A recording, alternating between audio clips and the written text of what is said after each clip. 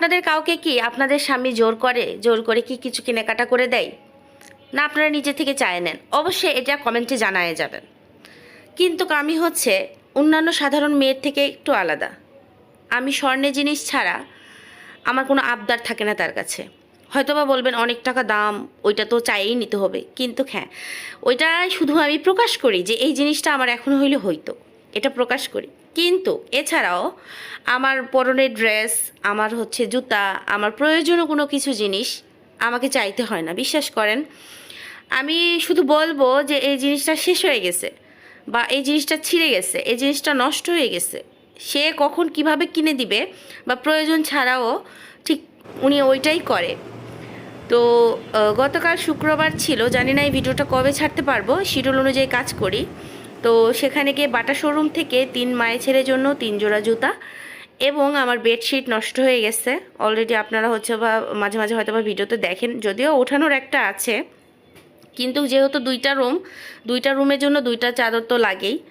তো চাদর আর 3 জোড়া হচ্ছে স্যান্ডেল নিয়ে আসছিলাম, আপনাদের ভাইয়ের অফিসিয়াল যে জুতাটা আছে সেটা, আর 2 মায়ের ছেলের জন্য, মানে রেগুলার ইউজের জন্য ছেলেকে নিয়ে বারবার মাদ্রাসাতে যেতে হয়। তো এই জন্য আমিও আর মানে জোর করি নাই নেওয়ার জন্য, কারণ আমার অনেকগুলো জুতা আছে। তা বাদেও সে হচ্ছে দেখছে আমি যেটা ব্যবহার করি সেই জুতাটা হচ্ছে ক্ষয়ে গেছে, ছিঁড়ে যায় না, ক্ষয়ে গেছে। পায়ে পায়ে বাটা এগুলোর থেকে জুতা নিলে কিন্তু হচ্ছে আপনার ক্ষয়ে যাবে, কিন্তু ছিঁড়ে না। ক্ষয়ে গেছে, ছিঁড়ে নাই, কিন্তু তার কাছে এটা খারাপ লাগছে। কিন্তু আমার অলরেডি 2 জোড়া জোড়া আরও উঠানো আছে, যদি সেগুলো একটু লো ব্র্যান্ডের, মানে একটু কম দামের। তো তার পছন্দ হয় নাই, সে আমাকে আমার উদ্দেশ্যে যে বাটাতে নিয়ে যাবে আমি সেটা মানে ভাবি নাই। তো জোর করে নিয়ে যাওয়ার পর তখন আমি বললাম যে তোমার তো অফিসিয়াল জুতাটা একটু নষ্ট নষ্ট হয়ে যাচ্ছে, তো তুমি এক জোড়া আগে নাও, তারপরে আমি নিব। তো তাকে আগে নিয়ে, মানে আগে ছেলেকে নিয়ে দিয়েছি। ছেলের ওই রকম জুতা ছাড়া আর কোনো জুতায় পছন্দ হচ্ছে না।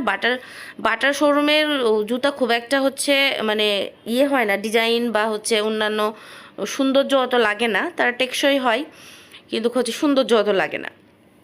তো আপনাদের ভাইয়া এক জোড়া নিল, আমাকে এক জোড়া জোর করে নিয়ে দিছে, আমি নিব না, পছন্দ হয় নাই। তো পরে ভাবলাম যে এটা সিম্পলের মধ্যে যে বেশ ভালোই লাগতেছে, দামটাও কম না, 600 টাকা লেগেছে। তো যাই হোক, আপনাদের ভাইয়া আমার ছেলে সব কেনাকাটা হয়ে গেছে। আর সত্যি মানে আমি অনেক কিছু, মানে কিছু না চাইলেও ও জোর করে কেনাকাটা করে দেয়। কসমেটিকের দোকানে গেলে কিছু লাগবে, আসলে আমি কসমেটিক ইউজ করি না। আমি শুধু আমার পরনে 2টা করে চুড়ি, সারা বছরে 2টা বছরে 2-3 জোড়া লাগে আর কি। আমার খুবই সিম্পল সাধারণ মানে সাদামাটা জীবনযাপন।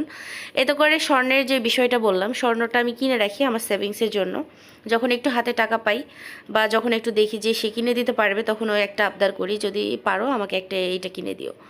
তো এইটাই হচ্ছে তার কাছ থেকে আবদার বা চাওয়ার থাকে আমার। তো ছেলে মানুষ তো চাইবে না 50, 60, 1 লাখ টাকা সঙ্গে সঙ্গে স্ত্রীর পিছনে নিজের থেকে খরচ করি, অবশ্যই কেউ চাইবে না। তো এই বিষয়টা একটু বলতে হয়, কিন্তু যদি ওর কাছে টাকা থাকে না, ওই একবার বলাই যথেষ্ট। 2024 সালে বিবাহবার্ষিকীতে আমাকে গিফট করেছিল 2টা রিং। একটা গিফট করার কথা ছিল, গিয়ে 2টা পছন্দ হয়, 2টাই নিয়ে দিয়েছিল। হ্যাঁ, আমার স্বামী এরকমই। এতে করে অনেকে জেলাস ফিল হয়, অনেকে হিংসা করে, অনেকে আমাকে অনেক কথা শোনায়ও দেয়, কিন্তু সেটা গায়ে মাখায় না। এখনো পর্যন্ত ও এরকমই আছে। আর এই বছরে আমাকে গিফট করেছে ডিনার সেট। ধন্যবাদ, আল্লাহ হাফেজ।